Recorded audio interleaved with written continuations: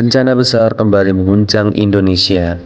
Banjir dan longsor dahsyat yang melanda Aceh, Sumatera Utara, dan Sumatera Barat menjadi salah satu tragedi paling mematikan dalam sejarah Nusantara. Ratusan jiwa melayang, ribuan keluarga kehilangan rumah, dan jutaan warga hidup dalam ketidakpastian. Pada video kali ini, kita akan membahas apa yang sebenarnya terjadi di Sumatera. Mengapa bencana ini bisa menjadi begitu besar? Siapa yang bertanggung jawab? Dan apa kata para ahli?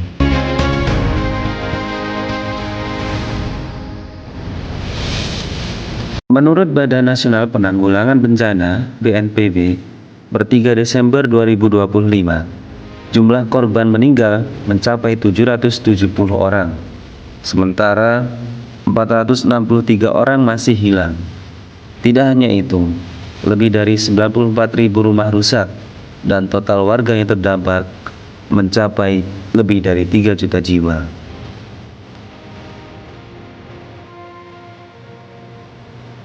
Situasi ini membuat daerah-daerah terdampak kehabisan pasokan air bersih, bahan bakar, hingga logistik penyelamatan. Bahkan beberapa wilayah terisolasi total karena jembatan dan jalan penghubung ambruk.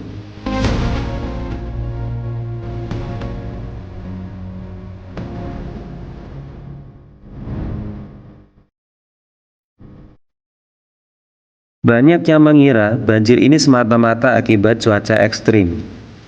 Memang benar, curah hujan mencapai lebih dari 300 mm per hari, dan keberadaan siklon tropis di Selat Malaka juga memperburuk keadaan.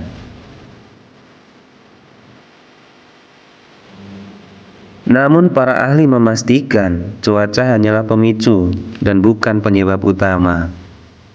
Menurut Dr. Surono, pakar kebencanaan dan geologi dari Universitas Gadjah Mada, kerusakan ekosistem hulu sungai menjadi faktor paling fatal.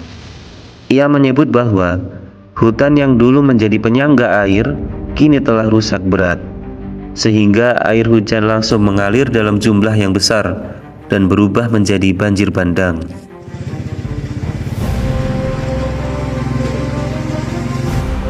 Tanpa hutan, air tidak lagi punya tempat untuk meresap. Hujan ekstrim yang dulu hanya menyebabkan genangan, kini berubah menjadi bencana yang besar, ungkapnya. Tidak berhenti di situ, investigasi awal mengungkap adanya aktivitas penebangan dan pembukaan hutan skala besar di beberapa daerah aliran sungai, terutama di Batang Toru, Sumatera Utara. Pemerintah bahkan telah memanggil 8 perusahaan yang diduga kuat berkontribusi pada kerusakan kawasan tersebut.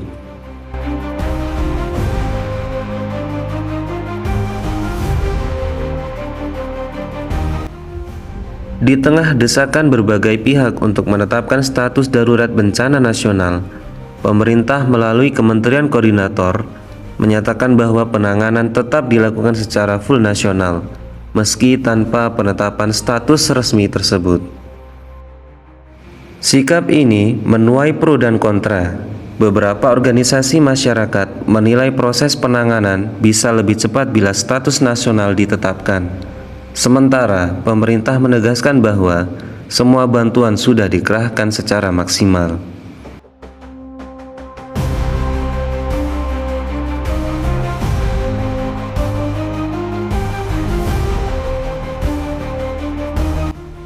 Relawan dari berbagai organisasi melaporkan bahwa para penyintas membutuhkan makanan siap konsumsi, pakaian hangat, air bersih, layanan kesehatan darurat, dan beberapa kebutuhan lainnya. Di beberapa titik, anak-anak dan lansia paling rentan karena fasilitas medis yang terbatas. Banyak warga harus tinggal di tempat pengungsian seadanya.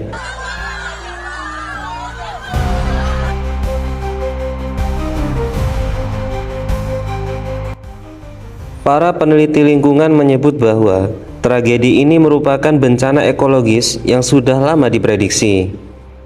Menurut kajian ahli lingkungan Profesor Eko Teguh Paripurno, kerusakan hutan dan tata ruang yang tidak terkontrol telah melemahkan daya dukung alam di Sumatera selama bertahun-tahun.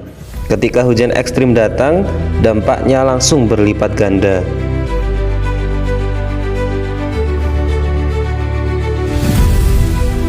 Banjir di Sumatera bukan sekedar tragedi alam. Ini adalah peringatan keras tentang bagaimana kita memperlakukan lingkungan. Ratusan nyawa telah hilang, ribuan keluarga kehilangan rumah, dan perjalanan menuju pemulihan akan sangat panjang.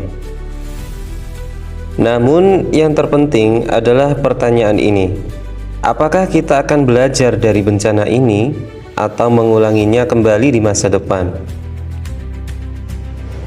Jika kamu merasa video ini bermanfaat, bantu sebarkan informasi ini.